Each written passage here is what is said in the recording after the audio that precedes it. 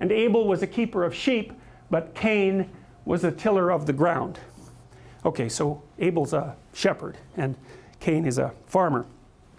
The shepherd is an archetypal symbol because the shepherd is the leader of a flock, and the shepherd is the heroic leader of a flock. And the reason, this is Middle Eastern mythology, let's say, well, if you were a shepherd, what did you do? You took your slingshot and your stick and you defended your nice, juicy, plump, delicious sheep against lions. So Abel was a keeper of sheep and Cain was a tiller of the ground, which isn't as heroic a role. And so right off the bat, you get this dichotomy between the two roles. It's also of great interest that Cain is the older brother and Abel is the younger brother. And you see that very frequently in mythology because the older brother is the one that's privileged by status, right?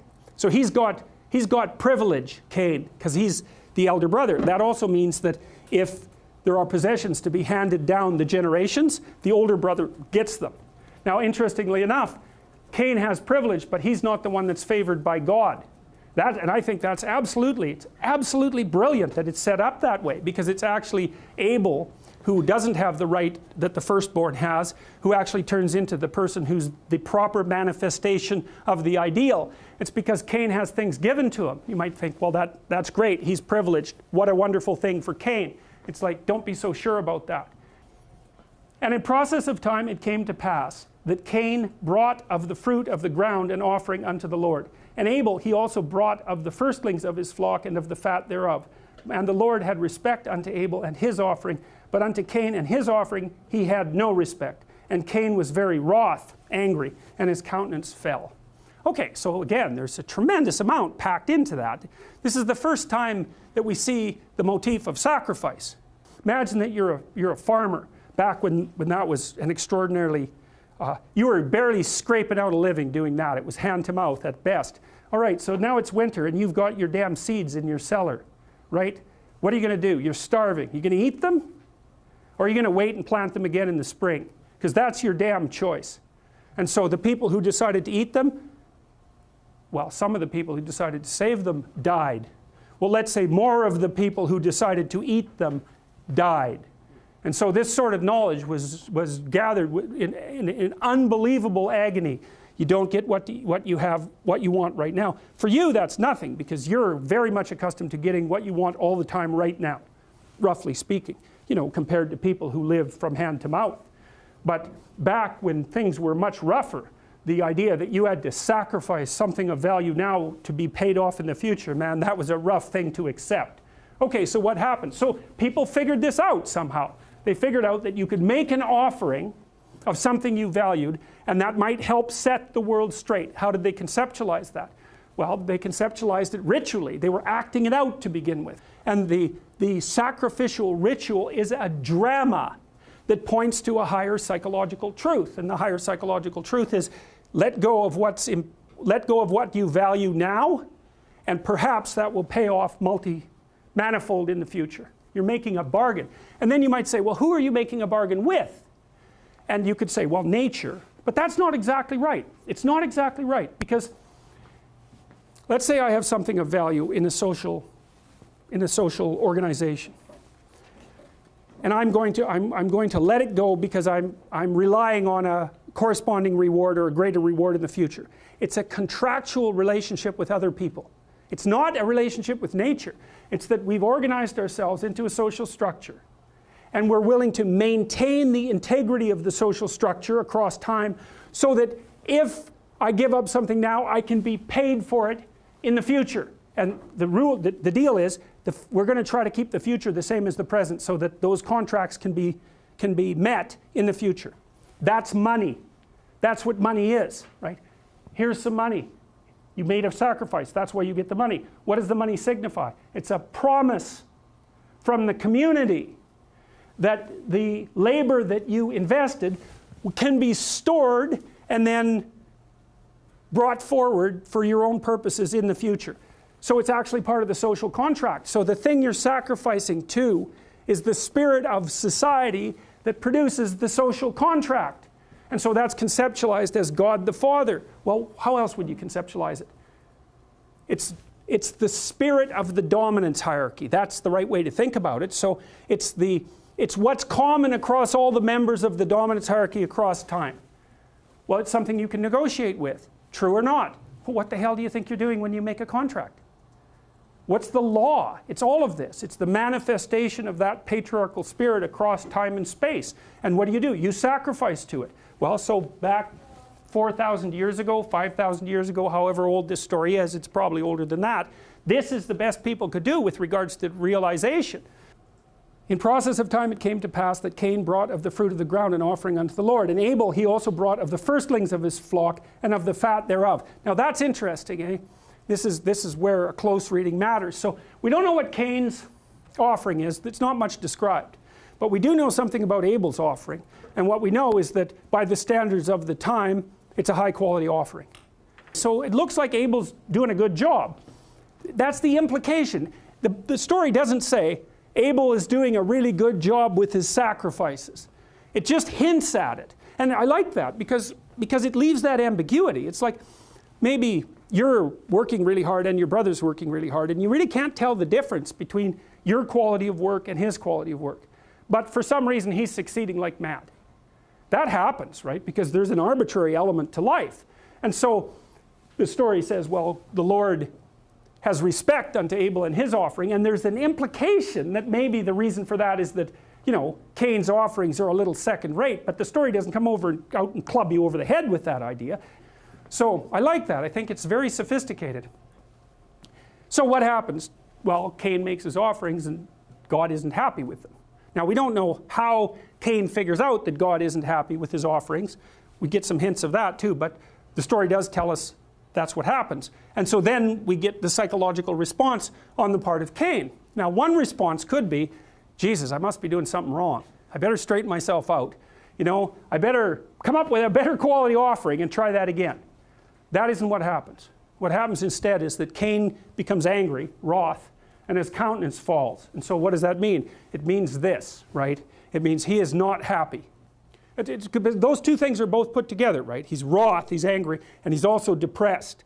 And so he's in a state of mind that, well, I think the best characterization for that is hostile resentment, because it's unfair. So anyways, so God has a little chat with him and he says, well, why are you angry? If you do well, won't you be accepted? And if you don't do well, sin lies at your door, and unto thee shall be his desire, and thou shalt rule over him. Okay, that's a very mangled translation, I would say. So I'm going to take it apart. So what God says is, well, you're angry and you're upset. It's like, well, what's your problem? And then God tells Cain, if you did things properly, they would work out for you. Well, it's the last thing he wants to hear, because what Cain wants to believe is that the reason he's not doing very well is because there's no sense having any faith in the Logos. The transcendent is evil and aimed exactly against him, and the entire social contract is faulty. That's what he wants to hear, but that isn't what God says. God says, well, wait a minute. Maybe you're doing something wrong. Well, that's maybe a worse message than everything else is corrupt. It's like, you're having a problem because you're just not everything you could be. Well, and then God says something really nasty, and you can't tell from this lines. I read a bunch of translations to try to figure out exactly what it meant. So this is what God tells Cain. Not only are you doing something wrong, you bloody well know you're doing something wrong, and you're doing it creatively and with intent. So not only are things not going well for you, but you've played a creative role in producing that situation. And so God basically says, I am taking zero responsibility for rejecting your sacrifice. It's all on you. And so Cain leaves, and believe me, he was wroth before and his countenance had fallen before, but it's nothing like it is now. And so he hits the next stage and he thinks, okay, I'm going to take my revenge. What am I going to do? Well, I'm going to find the most innocent and worthwhile thing that's favored of God, and I'm going to kill it.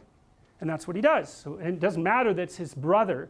And Abel, you know, we're drawing the inference, Abel's done the right things, everyone likes him, everything's flourishing for Abel, he's a good guy. He's one of those people that you meet that has everything, and then you meet them and you wish you could hate them, but you can't because they're really good people, and then you really hate them. Because not only do they have everything, but it appears that they deserve it. And there's nothing that sort of sits in your soul and rots it more than that realization. And so that's the situation with Cain. And so Cain thinks, Cain talked with Abel his brother, and it came to pass when they were in the field that Cain rose up against Abel his brother and slew him. So that's so interesting, because look what happens to Cain here. So he's not doing well, he's separated from the transcendent and from society, he's bitterly resentful, and now he goes out and kills the very thing that he most wants to be.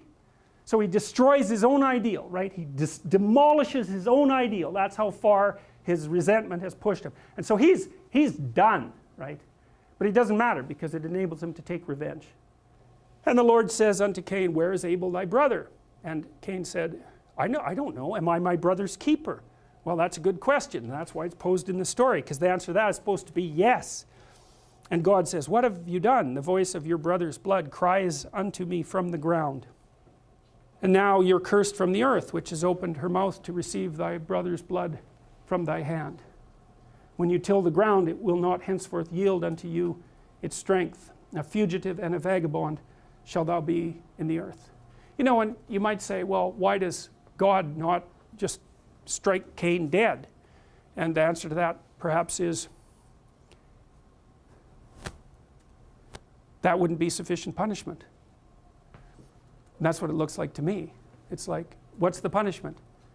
You live with what you did. Right? And I don't want anybody taking you out either, because then you won't have to live with what you did. So that's the punishment.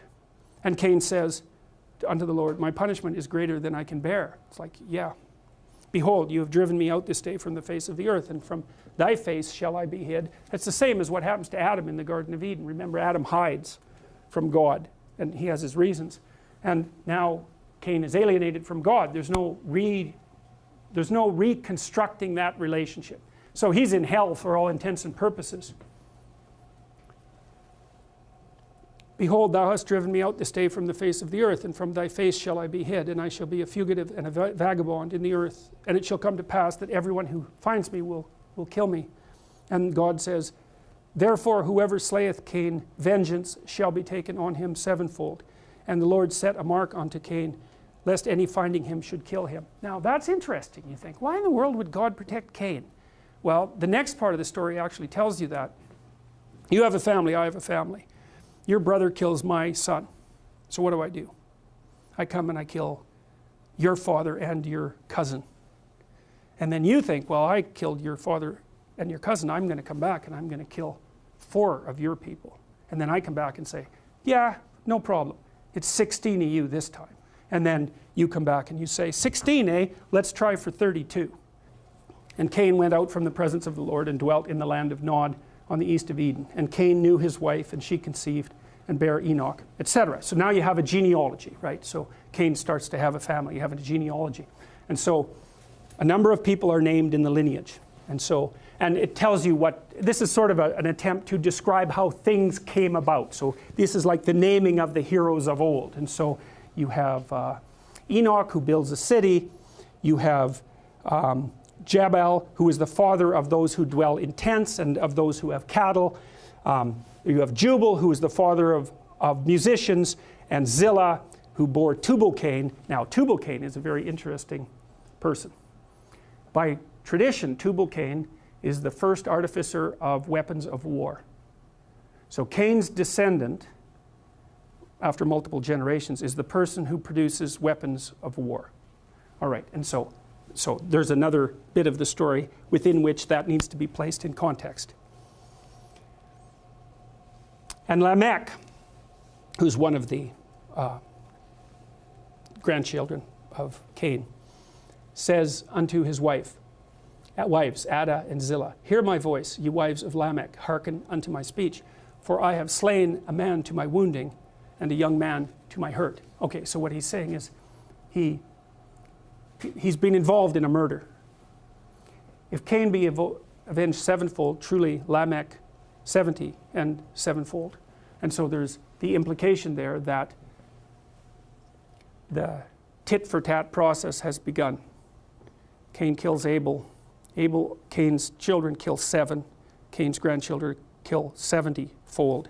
And then Tubal-Cain pops up on the horizon, and he's the person who makes artifices of war. And so the story, in its fragmentary manner, ties the individual psychopathology that's resentful and revenge-seeking to the proclivity for broad-scale warfare.